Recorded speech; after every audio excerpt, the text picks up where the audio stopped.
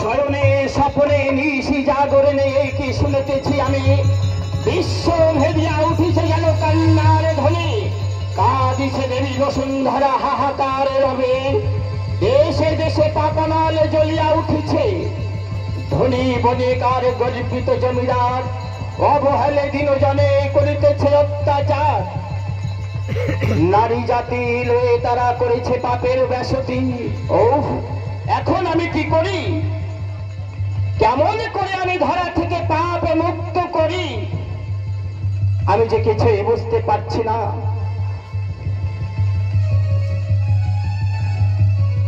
কেমন করে ধরা থেকে পাপ মুক্ত করি। নারায়ণ নারায়ণ। ঠাকুর, আপনাকে আজ বড় চিন্তিত বলে মনে হচ্ছে। হ্যাঁ নারদ, আজ আমি বড় চিন্তিত নারদ। এই বৈকুণ্ঠের সুখ বুঝি আর আমার সইছে না নারদ। মর্তের পাপী তাপীর করুণার্তনাথ আমাকে পাগল করে তুলেছে নারদ। রক্ষা করো, রক্ষা করো প্রভু, তোমার এই সাদের সৃষ্টি রক্ষা করো। ওই ওই শোনো নারদ, ওই শোনো, ত্রাহি ত্রাহি রবে ডাকিছে দেবী বসুন্ধরা, কোথায় গোদায় আমায় তোমার সাধের সৃষ্টি বুঝি পাপে ডুবে যায়। ডুবে যায়? হ্যাঁ নারদ, ধরা পানে চেয়ে মোর বক্ষ যায় ফেটে, নয়নে ঝরে বাড়ি। ওরে ওরে নারদ, এমন পাপের ভার আমি কেমন লাঘবে করি। পাপী তাপীর জন্য আপনার এত দরদ, তাহলে তাদের এই বৈকুণ্ঠ ধামে টেনে আনুন না ঠাকুর। ওরে নারদ, সে হাত যদি আমার থাকতো রে নারদ, তাহলে নররূপে ধারণ করে ওই মর্তের শোক দুঃখ ভোগ করতে যাব কেন নারদ। কর্মসূত্রে বাধা এই জগৎ, জীবের হাতে কর্ম আর আমার হাতে কর্মফল, কামনা শূন্য ভক্তিহীন এই বৈকুণ্ঠ ধামে আসার আর কোনো পথ নেই রে নারদ। আমি আর পারছি না নারদ, আমি আর পারছি না। পাচ্ছেন না ঠাকুর? তাহলে নবদ্বীপে গিয়ে চৈতন্য রূপ ধারণ করেছিলেন কেন? সে বড় দুঃখের কথা নারদ, সে বড় দুঃখের কথা। যে বেদনায় কাঙাল হলাম আমি গৌর অবতারে, কাঁদলাম কত জীবের দাঁড়ে দাঁড়ে, তবু এই কলির জীব কিছুতেই এই হরিনামে নিল না নারদ, কিছুতেই আমার কথা শুনল না নারদ। ওরে নারদ, তাই তো জীবের লাগি আজও আমার প্রাণ কাঁদে রে নারদ। এর জন্য আর দুঃখের কি আছে ঠাকুর? পাপীকে পার করতে যাব আপনার ওই পতিত পাবন নামকে নিয়ে। নারদ, ছুটে যাও এই মর্তধামে, দেখে এসো প্রতিটি জীবের দাঁড়ে দাঁড়ে কোথায় আছে পুণ্যবতী সতী নারী, তার গৃহে জন্ম লবণে স্বয়ং শ্রীহরি। তাহলে আপনার নামের কর্মী সাজিয়ে রাখুন, পাপীকে পার করতে যাব সে বড় মধুর, বড় মধুর। সেই মধুর বৃন্দাবনে আমি আবার যাব, অনার্পিত রাধা প্রেমে জগতে মাতাব। জগৎ মাতিবে, তুমুর বাজিবে, ববম ববম গাল বাজিয়ে শিব নাচিবে। প্রণাম তব চরণে দেব। কি দেবাদি দেবে মহেশ্বর, হঠাৎ কেন ওই কৈলাস ছেড়ে গোলকে ভুবনে? হে চক্রধারী নারায়ণ, আমাকে করিয়া স্মরণ, দেখা কেন দেহ কেন, সত্য করে বলিয়া দেব, ছিলে তুমি কোনখানে? বৃন্দাবনে।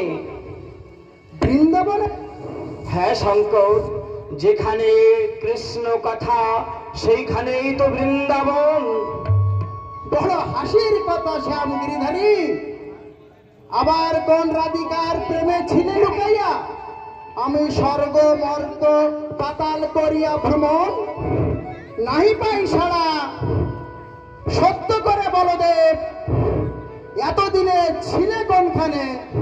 শোনো শঙ্কর, আমি ছিলাম ওই মর্তে, বাসুদেব এসে যে রামকান্ত বৈরাগীর কাছে থোর মোচার নৈবেদ্য খাচ্ছিলাম বসে। তুমি আজও মর্তে যাও প্রভু? হ্যাঁ শঙ্কর, বৈকুণ্ঠের সুখ বুঝি আর আমার সইছে না। মর্তের পাপী তাপের করুণার্তনাদ আমাকে পাগল করে তুলেছে, তাই তোমাকে স্মরণ করতে বাধ্য হয়েছি। বলো হে পুরন্দর, কি কার্য সাধিবারে স্মরণ করেছ এই দেব মহেশ্বরে? শোনো হে মহেশ্বর, তোমাকে সঙ্গে করি কত লীলা করিয়াছি ওই ধরনীর মাঝে নেমে। এবার লীলায় দেব অর্থ কার্যভার। পিতা পুত্রের রূপে দোহে মিলে জগতে মাতাব। সর্বমূলধার স্বামী তব ইচ্ছা পূর্ণ হোক, এই ভিক্ষা আমিও মাগি। শোনো মহেশ্বর, তাহলে আর বিলম্ব নয় ভোলানাথ। আমি নারদকে পাঠিয়েছি ওই মত্তধামে, দেখি নারদ এসে কি বলে। নারায়ণ নারায়ণ, পেয়েছি ঠাকুর পেয়েছি। পেয়েছো নারদ, পেয়েছো? হ্যাঁ পেয়েছি, আপনার উপযুক্ত স্থান আমি পেয়েছি। বলো নারদ। কিন্তু কিন্তু কি নারদ? বলতে গিয়ে থেমে গেলে কেন? কি দেখে এলো ওই মর্তধামের মাঝে? নানা প্রভু, সে কথা আমি আপনাকে বলতে পারবো না। আমার কণ্ঠ কেন রুদ্ধ হইল? সে কি কথা নারদ যা তুমি আমাকে বলতে পারছো না? সে কথা শুনলে আপনি হয়তো সহ্য করতে পারবেন না। ওরে নারদ, এই বিশ্ব ব্রহ্মাণ্ডে এমন কিছু সৃষ্টি হয়নি যা আমি সহ্য করতে পারবো না। তুমি নির্ভয়ে বলো নারদ, তুমি নির্ভয়ে বলো, কি দেখে এলো ওই মর্তধামের মাঝে? ওগো ঠাকুর, যুগে যুগে যতবার এসেছো এই ধরনীতে, জন্ম নিয়েছো উঁচু বংশে, রাজ পরিবারে, ক্ষত্রিয়ের ঘরে বা ব্রাহ্মণের ঘরে, এবার সারা বিশ্ব তন্ন তন্ন করে খুঁজে একটি মাত্র জায়গা আমি পেয়েছি। পেয়েছো নারদ? হ্যাঁ হ্যাঁ পেয়েছি, কিন্তু কিন্তু জায়গাটা বড় নগণ্য, পরিচয়বিহীন। পরিচয়বিহীন? হ্যাঁ হ্যাঁ পরিচয়বিহীন। এ কি বলছো নারদ? ওগো প্রভু, যা সত্য আমি তাই বলছি। এবার আপনাকে ওই নির্যাতিত নির্পীড়িত কিছু নবশূদ্রর ঘরে জন্ম নিতে হবে। সে কি নারদ? ওরে নারদ, আমি তাই নেব নারদ, আমি তাই নেব। তবু আমার এই সাদের সৃষ্টিকে আমি রসাতলে যেতে দেব না নারদ। তুমি কি জানো না, তুমি কি জানো না নারদ, জল কাদার মধ্যে ফোটে কত না পদ্ম ফুল, আপনি সেই ফুলে হয় কত দেব দেবীর পূজা। আমিও যাব নারদ, আমি নিজ হয়ে ওই নিজ উদ্ধার করব। অতি নিম্নে না নামিলে হয় কি সে অবতার নারদ? হে প্রভু, সর্বশান্ত ভগবান, অশেষ করুণা তোমার। শোনো নারদ, ওই কান পেতে শোনো নারদ, রামকান্ত বৈষ্ণব আমাকে ডাকছে। তার ডাক যে আমি আর সহ্য করতে পারছি না, আমাকে যে যেতেই হবে নারদ। ওই মর্তের পাপী তাপের করুণার্তনাদ আমি সইতে পারছি না। ওই ধরা থেকে পাপে মুক্ত করতে আমাকে ওই মর্তধামে জন্ম নিতেই হবে নারদ, আমাকে জন্ম নিতেই হবে।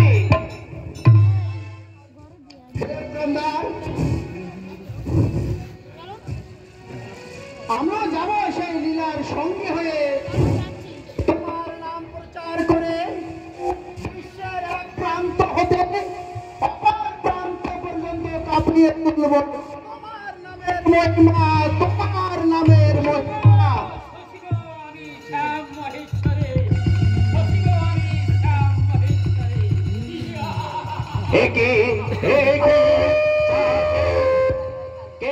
কে তুমি? চারি দিগন্ত অন্ধকার করে পিচাসের মতো নাচতে নাচতে আমাদের এদিকে ছুটে এসছো। কে তুমি?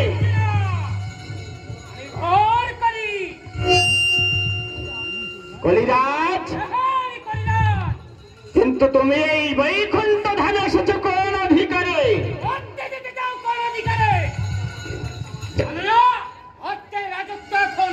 তোমার? কিন্তু কি করতে চাও তুমি সেখানে? যুগের সাজাবো খণ্ড, সৃষ্টি করবো লণ্ডভণ্ড, আমি কাঞ্চনে মিলাবো বাজার। বাজারে মিলাবে পরে। তুমি এখন যেতে পারো কলিরাজ।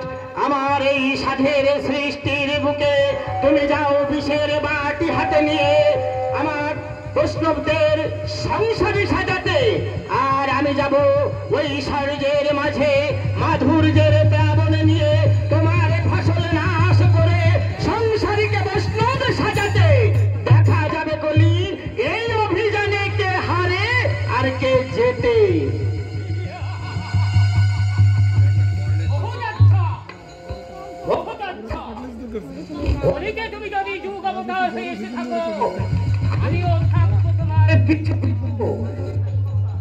এখানে যুগ অবতার, তোমার সাধুকে আমি ভণ্ড সাজাতে পারি কিনা? ধর্ম করা খুঁচিয়ে দেব।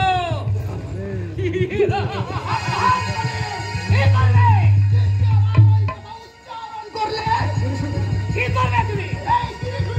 শান্ত হও মহেশ্বর, শান্ত হও, শান্ত হও মহেশ্বর। সামান্য মুশিকে মারিতে কেন কর বৃথাই আস্ফলন? তুমিও শুনে রাখো কলি, স্বভাবগত দোষে যতই তুমি নিচতার পরিচয়ে দেখাও না কেন, দেবতারা যতই তোমাকে ঘৃণা করুক না কেন, ভক্তের বাসনা পূর্ণ করতে তোমাকে বানাবো আমি সর্বযুগের সর্বশ্রেষ্ঠ পুষ্পবন্ত কলিকাল।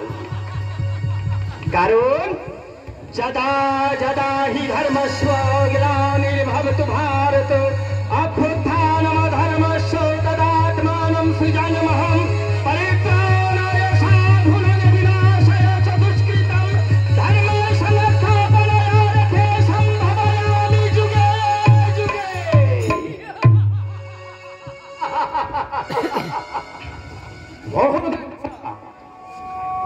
আমার থাকবে ঠাকুর। তুমি যদি এই যুগের যুগ আর হয়ে এসে থাকো, তোমাকে আমি সুস্থ থাকতে দেব না।